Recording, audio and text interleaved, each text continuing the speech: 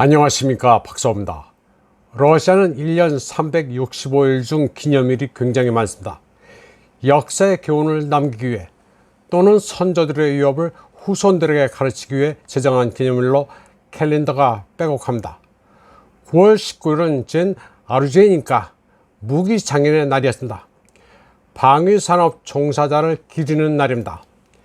이번 방송에서는 미하일 지오노프라는 역사 작가가 러시아 매체 부즈글야드에 기고한 글 한 편을 소개해 드리겠습니다. 러시아는 어떻게 수세기 동안 방위산업을 창조해왔나라는 제목입니다. 뾰토르 대제와 알렉산드르 2세 치세 기간처럼 러시아는 다시금 새로운 국제 분쟁에 직면해 강력하고 현대적 방위산업을 발전시키고 있다고 저자는 설명합니다. 9월 19일을 젠 아루제니까 무기장인의 날로 정한 것은 AK 소총 개발자 미하일 칼라시니코프의 2010년 제안에 따른 것입니다. 지오노프는 칼라시니코프가 그 제안을 했을 때 많은 사람들은 그저 형식적이라고 생각했지만 오랜 역사를 통해 러시아를 외부 위협으로부터 구한 것은 방위산업이었다고 말했습니다. 그는 고대 러시아 국가가 출현하기 전 슬라브인들은 좋은 무기 제조법을 몰랐으며 검과 사슬 갑옷은 서구에서 가져왔다고 말했습니다.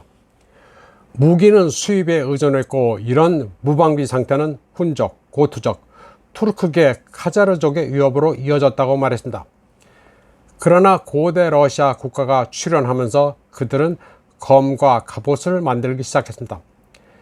그리고 품질 좋은 무기를 만들어내 스비아토슬라프 왕자가 카자르 칸 왕국을 파괴하고 고대 루시 제국은 당시 초강대국이었던 비잔틴 제국에 도전할 만큼 충분한 힘을 가지게 됩니다. 그리고 불가리아를 정복해 로마에 승리합니다. 또 17세기 들어서는 한 세기 전만 해도 상상할 수 없었던 정규군이 등장했고 모두 균일한 훈련을 받고 화약과 포병으로 무장합니다. 그러나 몽골의 침략으로 러시아는 형용화됩니다. 러시아 국가는 사라졌고 이후 폴란드인, 헝가리인, 스웨덴, 독일인으로 구성된 갱단이 러시아 전역을 배회했다고 지오노프는 말했습니다.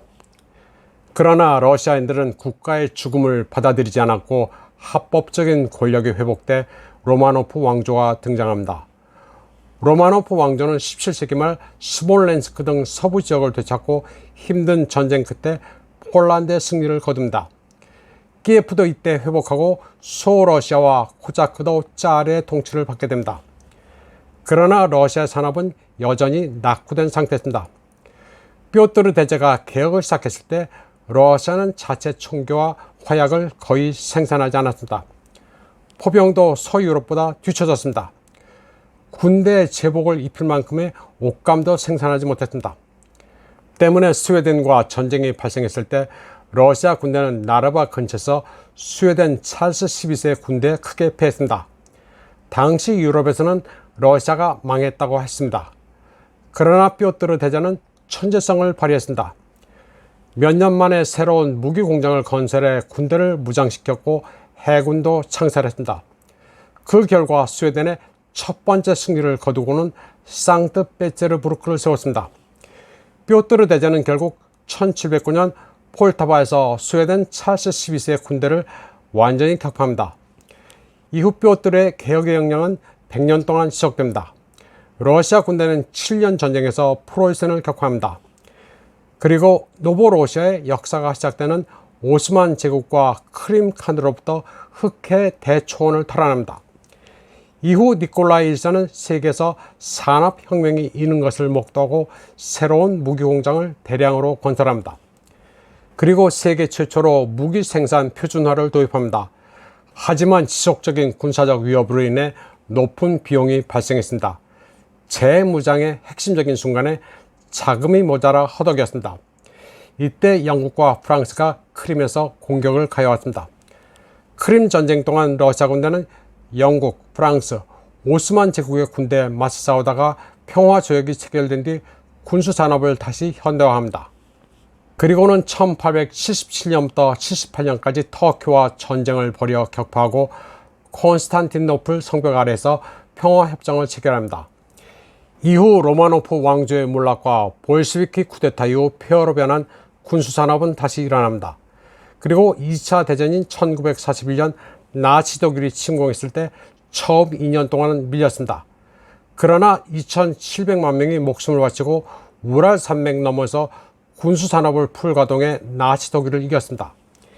2차 세계대전이 끝난 뒤 소련은 전쟁 초기의 패배에 겁을 먹고 국가 경제의 대부분을 군대와 군수산업에 쏟아부었습니다.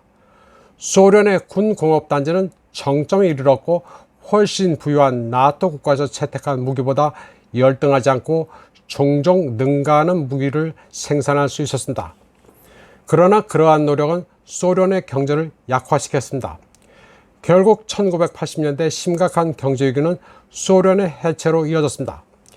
이후 1990년대 어려운 경제 상황은 군수산업의 위기로도 이어졌습니다. 그러나 이 같은 위기는 2000년대 초반부터 극복되기 시작했습니다.